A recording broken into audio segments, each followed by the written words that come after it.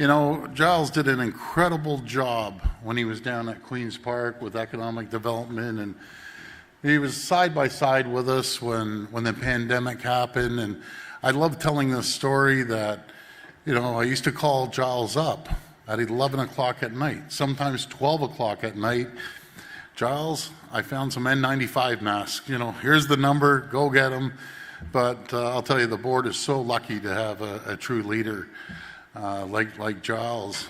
Speaking of leaders, I had a phone call on the way here from Caroline, a very, very dear friend, telling me that her dad passed away.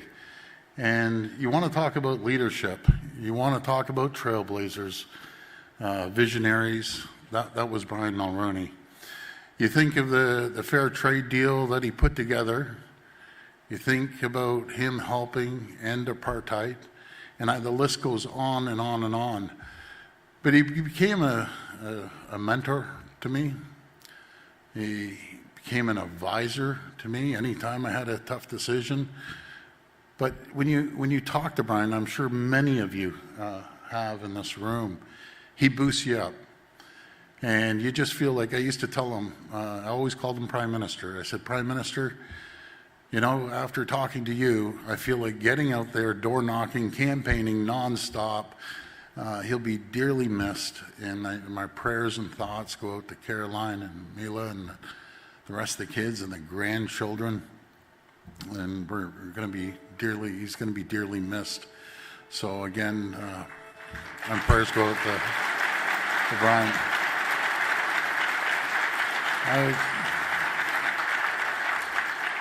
I also want to acknowledge all the elected officials in here. There's quite a few of them, and you know, when you put yourself out there, when you leave your business, and a lot of them leave their business, and you go out, and there's a sacrifice, not so much to yourself, but to your family. So I just want to acknowledge, and I'm not big into these political stripes. As you may know, I just want to thank everyone. I want to thank the mayors, the ministers, the councillors, and everyone else that are out there to serve the people, because that's the reason we do this job, is about making things better for the people of who they represent, no matter if it's a riding or the city or the province. So thank you so much. And since it's your hometown, Mayor Chow, where are you? I think you're out there somewhere. Oh, there you are. Okay. Yeah, these lights blind you when you're up here, so you can't see anything. Thank you. And that's the biggest check I've ever handed to someone the other week. So just keep...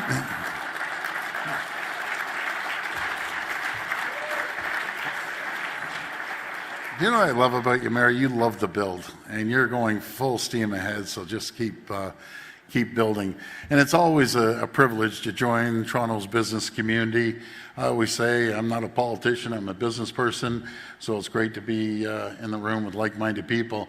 And I've been asked by Giles to talk about my vision for Ontario, about the kind of Ontario I hope for in the decades to come. I want Ontario to continue being the most competitive jurisdiction in all of North America. And I say that we want to be competitive because at one time it wasn't competitive. You know, when I first took over, we had run 300,000 jobs out of our province. And I remember speaking to an auto sector CEO about 2 weeks into it. And they said, this is the most uncompetitive jurisdiction in the entire world. High taxes, high regulations, high energy costs. And I was with Vic Fideli, by the way. We were at the auto show. And by the way, we're closing down our plant. Well, since then, they opened the plant. It was General Motors. They reopened it, and they did the fastest build they've ever done in the history of General Motors. And I'll talk about the EV sector in a little bit. But I'm looking forward to when the first electric vehicle battery plants in this country are open and operational and employing thousands and thousands of workers. And it's not just the battery plants, it's all the spin-off jobs that go with it. They say 7 to 1. So there's going to be tens of thousands of people employed here. Battery plants that are connected to Ontario's critical minerals in the north. And we have more critical minerals than anywhere in the entire world. And yes, we're building the road to the Ring of Fire. We're working with the First Nations community and Northern Development. I think Greg Rickford's here. He's incredible, our great minister that's in charge of that. And to our green steel plants down by Algoma and Dofasco, with a homegrown end-to-end electric vehicle battery supply chain that employs thousands of more people. I have a vision of Ontario that has the roads, the highways, the public transit needed to move our people and our economy forward. That's why we're investing $98 billion to do that. Just think, in Ontario with Highway 413, with Bradford Bypass, Highway 7 in Kitchener, Highway 3 in southwestern Ontario, Lausanne Parkway in Windsor, Highway 11 and 17 in northwest Ontario, the Ontario Line Subway, the Scarborough Subway, Eglinton West Extension, the Yonge North Subway, the Hazel McCallion Line, and Vic Fideli's favorite one, the Northlander. That's what happens when you focus on moving forward and building infrastructure, all helping to connect our growing region and improve our economic productivity. I have a vision for Ontario where the people are connected to convenient health care, where everyone has access to primary care and benefits from the $50 billion we're spending to build 50 new state-of-the-art hospital projects. And I have a vision for Ontario that has restored the dream of home ownership. And Mayor and many mayors contributed to that, so I appreciate all your hard work and your council's work. A dream that has been lost for so many years. That's my vision. That's our government's vision. It's a vision rooted in hope. It's a vision rooted in optimism. And I'm so proud to say we've made so much progress, but there's still more to go. Since day one, our government has been hard at work, creating the conditions and the environment for your businesses to grow and succeed. I always say that politicians and governments don't create jobs. If we start creating jobs, we're all in deep trouble. We create the climate and the environment and the conditions for companies to come here and thrive and prosper and grow. Overall, we've reduced the cost of doing business in Ontario by $8 billion each and every single year. That's money that goes back into your businesses so you can invest it into the workers, into innovation, into new jobs, into infrastructure.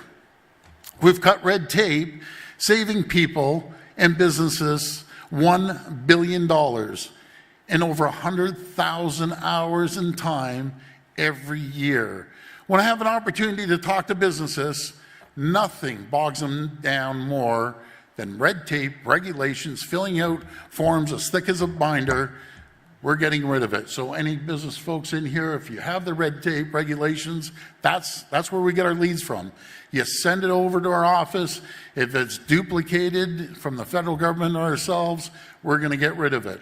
We're making energy more affordable by reducing electricity rates for small, medium, and large-sized businesses by 15 to 17%. And we're keeping taxes and fees low. I say that, I think our Minister of Finance is here because of Peter. Where are you, Peter? There you are. Anyways, great to see you, Peter. He's putting together an incredible budget, by the way. You're doing a great job, but you're a prudent fiscal manager.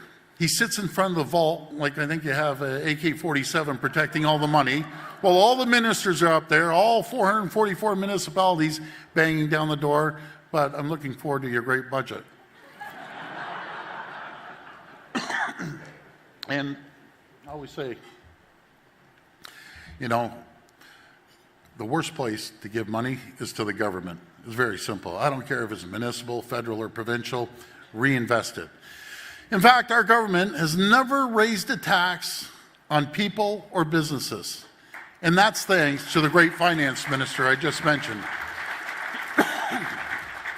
With these steps we're taking, we've turned Ontario into an economic powerhouse, not just in North America, but around the world. And speaking about our friend Brian Mulroney, I was talking to him once, And I said, Prime Minister, we've turned into an economic powerhouse in North America.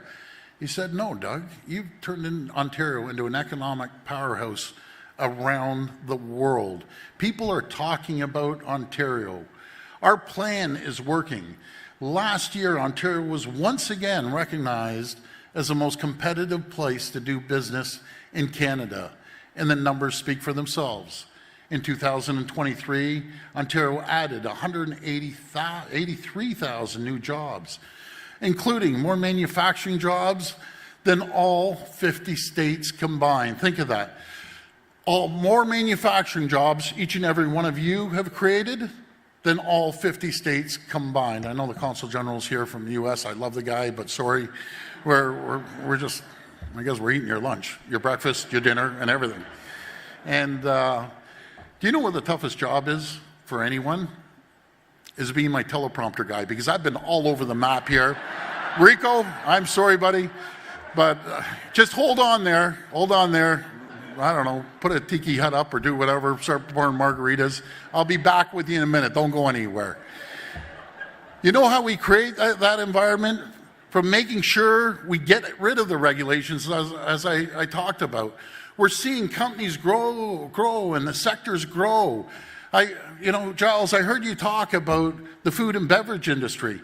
We manufacture $57 billion of food and beverage. Think of that, $57 billion. And the agriculture sector, very few people mention the agriculture sector.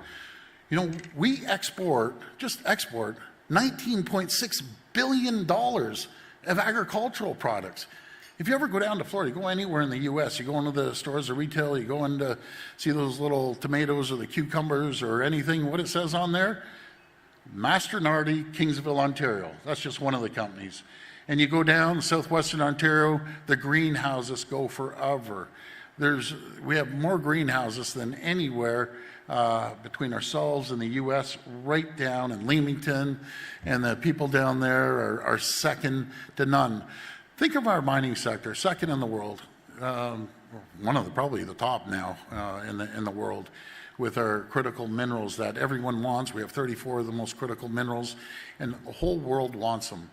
I have one agreement with these people. Come to Ontario, you can have our critical minerals, but manufacture right here. I apologize, folks. I got a little tickle in my throat. In fact, since we took office, Ontario's businesses, like I mentioned, have created over 700,000 new jobs. That's truly amazing. That's 700,000 families enjoying the benefit of better jobs and bigger paychecks.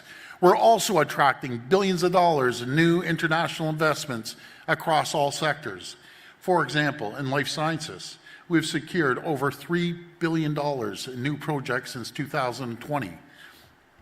Think of these companies. These are just a few. Companies like Sanofi, Moderna, Roche, AstraZeneca. In the tech sector, we've attracted tens of billions of dollars of investments. We are now the number 2 tech cluster in North America, growing 350% faster than Silicon Valley. And Silicon Valley, by the way, in San Francisco Bay Area, they employ about 388,000. We employ 422,000, growing rapidly. And folks, when we talk about the future, we have to talk about our growing electric vehicle industry, which will benefit communities across the province for generations to come. Over the past 3 years, we've attracted over $28 billion in auto and EV battery investments. We've overtaken China as the #1 destination for EV battery production. This includes Volkswagen, the $7 billion of investment to build North America's largest battery plant, the 4th largest building in the world. Think of that, 16 million square feet. In Stellantis, $5 billion investment to build a facility down in Windsor. But thanks to Vic, traveling all around the world, right now, as we meet, and he messages me every single night, by the way, at 9 o'clock, these are the companies that are coming, and it never stops. 365 days a year. We have right on the table right now over $30 billion that hopefully we're going to land. And I'm very confident through Vic's leadership, we're going to land these companies. I want to quote Vic Fideli, our Minister of Economic Development. When he travels around, oh, there's one fan of Vic's. That's probably the finance minister, because he always knocks on his door and says, I need $1 billion, we're attracting this company. So when Vic's traveling around the world, he's traveling over to Asia, he's traveling Europe, and he comes back, and they always say, they tell him, they look across the ocean at Ontario as a beacon of hope, a sea of tranquility, stable, reliable, dependable, a government that provides certainty. And you just think of that, that's Ontario. It's so competitive out there, but we're attracting companies by the droves in every single sector. These investments, they're spurring further growth, creating hundreds of thousands of new jobs across all sectors, across all regions of the province. For the first time ever, Ontario's GDP has hit over $1 trillion. Think of that, $1 trillion with a T. And I always use this example. That's thanks for each and every one of you, not us. But think of this. So when we came into office, hang in there again, Rico, I'm coming back to you. When I came into office with our team, you know, the revenues were $150 billion. I'm just a numbers guy, so it's $150 billion. We grew those revenues $52 billion in 5 years to $202 billion without, again, ever raising a tax, without ever raising a tax on business or the people. Matter of fact, to the opposite, we've reduced taxes.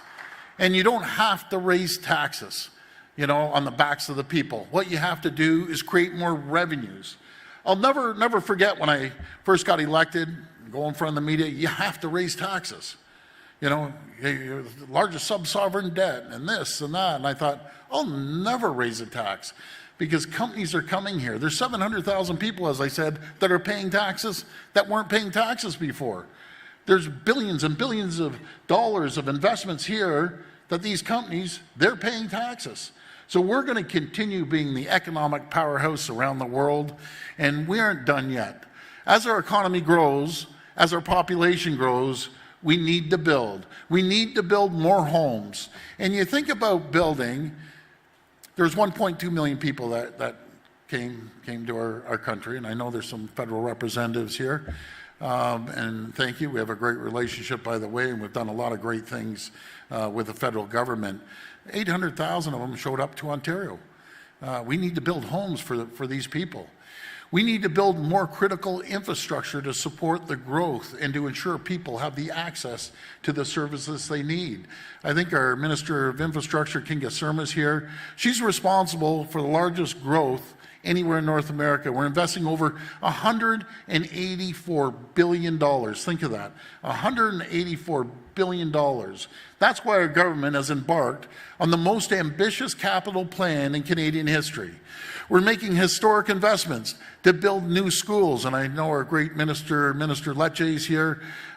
He's building actually I think it's about $18 billion worth of schools.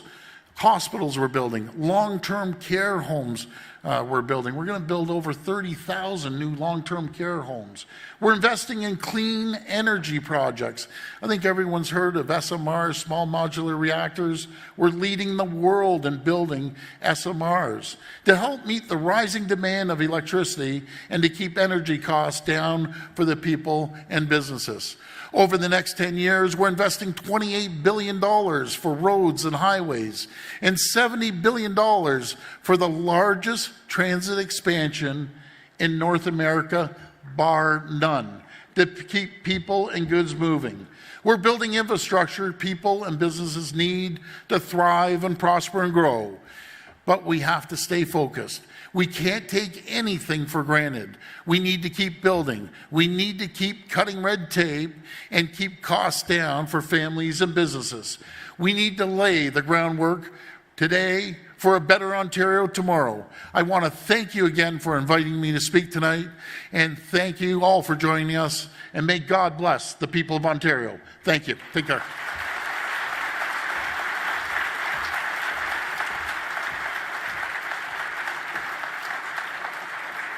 Please remain seated. The first course is about to be served. We will return with our inspiring Toronto Talk speakers in 15 minutes.